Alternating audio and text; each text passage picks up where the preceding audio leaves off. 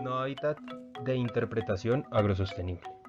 Colombia ha sido un escenario constante de violencia y dinámicas de desplazamiento, principalmente por el control territorial para el desarrollo de actividades mineras, deforestación y monocultivo. El departamento del Chocó ha sido históricamente afectado por el conflicto armado y los desastres naturales.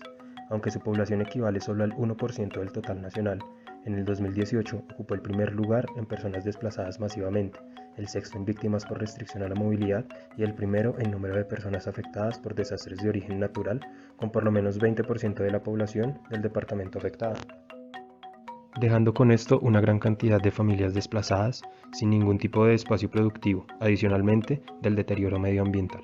Estos factores deterioran la situación de la población, ya que el 78% de los habitantes viven bajo la línea de extrema pobreza según el DANE. El etnohábitat de interpretación agrosostenible se fundamenta bajo la pregunta de investigación de cómo generar arquitectura sostenible en sectores donde la minería y cultivos ilícitos degradan el ecosistema y desplazan familias afro, desarrollando una capacitación integral en estas comunidades. El municipio de Itzmina es el segundo municipio de la subregión del San Juan en brindarles albergue a las familias desplazadas de la región, generando un déficit superior al 60% en escenarios de resguardo para estas familias desplazadas, principalmente afro.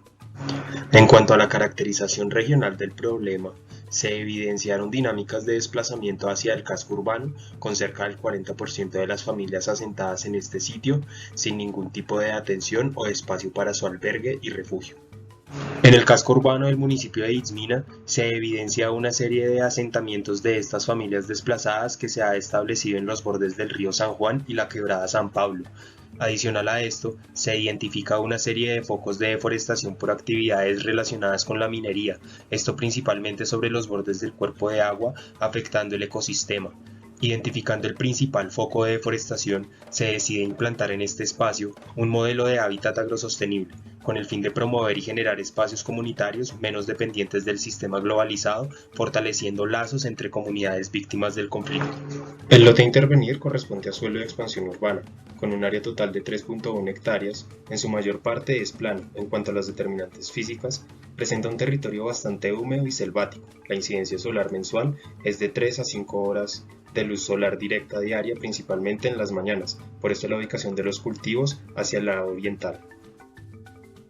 La velocidad de los vientos predominantes del Pacífico es constante de alrededor de 28 km por hora, sentido suroccidente-nororiente, identificando esta predominancia de vientos que son importantes para garantizar la buena circulación de los vientos en el proyecto. En cuanto al material envolvente a usar en la vivienda, es 100% madera.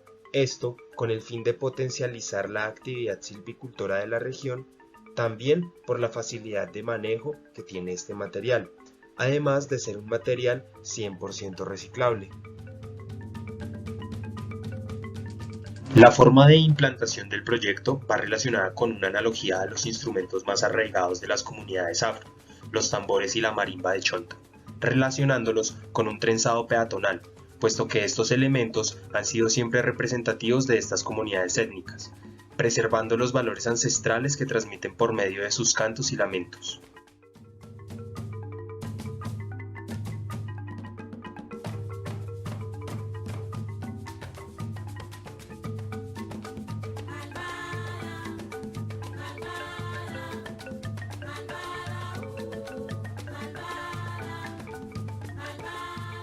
En cuanto a la zonificación urbana del etnohábitat, se divide en 3 núcleos enfocados a las relaciones comunitarias como un modelo de aprendizaje social, un núcleo de interpretación y capacitación, un núcleo de intercambio comunitario y un núcleo de transmisión étnica cultural, complementándolo con 19 unidades de vivienda.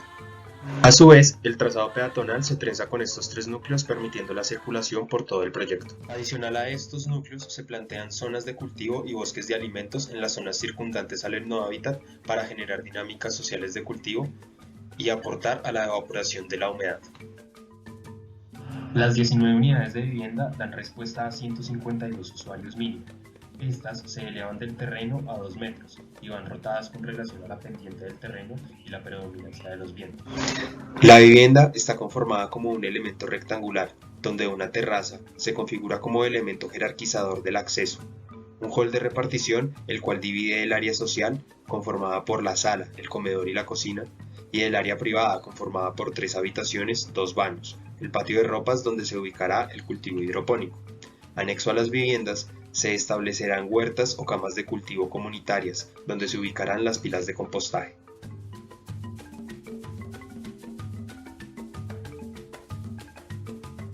La vivienda está conformada estructuralmente por una plataforma sobre columnas de madera rolliza, soportada por dados, vigas y columnas en tablón de madera de 30 centímetros de ancho y 10 centímetros de espesor, armada tipo sándwich fijada por perno. Las viviendas se elevan 2 metros sobre el nivel del terreno en respuesta a inundaciones y garantizar ventilación cruzada y buen flujo de viento.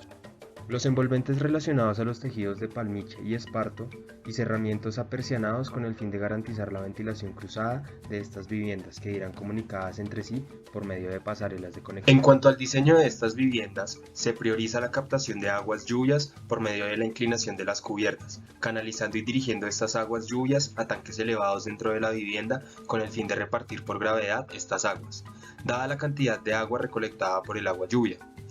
Como otra estrategia sostenible, estas viviendas cuentan con un sistema de cultivos hidropónicos que consiste en 6 tubos de 4 pulgadas que irán conectados a los desagües como un primer filtro de aguas lluvias. Las aguas residuales o aguas grises se canalizarán por medio de filtros fitodepuradores que por medio de un proceso biológico con plantas aromáticas entrega finalmente esta agua purificada a zonas de cultivo y compostaje y mantenimiento de áreas comunes. También se establecen baños composteros, los cuales servirán de abono en ciclo de 2 meses al borde vegetal del lote. La principal característica de los sistemas de depuración de aguas residuales por medio de estos filtros es la ausencia de contacto del agua con el aire, lo que evita la presencia de malos olores e insectos. De esta forma es posible su ubicación muy cerca a las viviendas y núcleos urbanos, creando así una zona verde particularmente apreciada desde el punto de vista estético y medioambiental. Por medio del desarrollo de un etnohábitat de interpretación agrosostenible, se busca implementar estrategias no solo constructivas sino sociales, promoviendo la participación comunitaria y brindando conocimientos en técnicas de construcción vernácula, mezclándolo con estrategias pasivas y que generen un hábitat digno, configurando un centro de economía comunitario por medio de zonas de cultivo, capacitación, observación, reinterpretación e intercambio, aumentando el acceso de recursos y servicios básicos para estas familias y sus comunidades circundantes. La disposición de estas viviendas y su relación con éticas y principios universales de la agrosostenibilidad, a su vez apoyados por una teoría conceptual de la agritectura, entendiéndolo como el diseño de cultivos relacionándolos con el proyecto, garantizando una habitabilidad propia para sostenerse en el futuro.